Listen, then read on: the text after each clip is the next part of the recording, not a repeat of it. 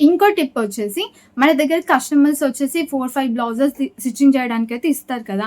అలా ఇచ్చినప్పుడు కొంతమంది మనీ అనేది ఇవ్వరు. నేను అందరి గురించి చెప్పట్లేదు. కొంతమంది మనీ అనేది ఇవ్వరు. డైరెక్ట్ తీసుకొని ఎళ్ళిపోతారు. అప్పుడు ఇస్తా, ఇప్పుడు ఇస్తా అని చెప్పేసి చాలా నెగ్లెక్ట్ చేస్తూ ఉంటారు. సో, స్టిచ్చింగ్ చేసినప్పుడు మనం అంత కష్టపడ్డప్పుడు మనకు మనీ రాకపోతే మనం కూడా అంతే రిగ్రెట్ ఫీల్ అవుతాం.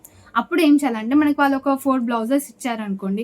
2 బ్లౌజెసే స్టిచ్చింగ్ చేసి ఇవ్వండి. సో, మనీ ఇచ్చాక ఆ బ్లౌజెస్ స్టిచ్చింగ్ చేస్తా అని చెప్పండి. అండ్ ఒకవేళ 4 బ్లౌజెస్ స్టిచ్చింగ్ చేశారు. వాళ్ళకి అర్జెంట్ ఉంది. 3 ఇవ్వండి. ఒక బ్లౌజ్ మీ దగ్గరే పెట్టుకోండి. సో, ఇలాంటి టిప్స్ అనేది యూజ్ అవుతాయన్నమాట. ఎలాంటి రిగ్రెట్ ఫీల్ అవ్వద్దు మనీ విషయంలో. ఎందుకంటే మనం కష్టపడుతున్నాం. మనకు మనీ అనేది కావాలి. సో, ఆ కష్టం తగిన ఫలితమే మనం అక్కడ అడుగుతున్నాం. మనం ఎక్స్‌ట్రా ఏం చార్జ్ చేయట్లేదు కదా! వాళ్ళ దగ్గర నుంచి.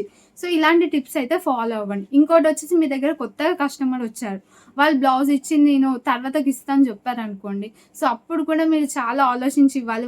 మీకు నమ్మకం ఉంటేనే ఇవ్వాలి. ఎందుకంటే అప్పుడు కొత్తగా ఒకసారి స్టిచ్చింగ్ చేసుకొనికొచ్చేసి బ్లౌజ్ తీసుకొని వెళ్ళిపోయి మళ్ళా రారనమాట. ఇవన్నీ బిజినెస్‌లో ఫేస్ చేస్తూ ఉంటామనమాట. కాబట్టి ఇవన్నీ నేను మీకు చెప్తున్నాను.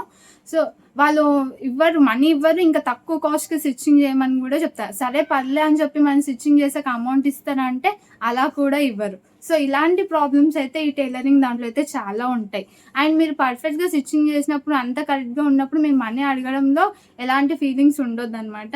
సో, ఇవైతే పక్కా ఫాలో అవ్వండి. అండ్ కొంతమంది బార్గెనింగ్ చేస్తుంటారు. అలాంటి వాళ్ళు మీకు ముందే అర్థమవుతుంది. వీళ్ళు ఇంత చెప్తే ఇంత అన్నప్పుడు మీరు అది కాస్ట్ కొంచెం ఎక్కువే చెప్పండి వాళ్ళకి. అప్పుడు ఆ ప్రైస్‌కైతే తగ్గుతారు కదా! అలా.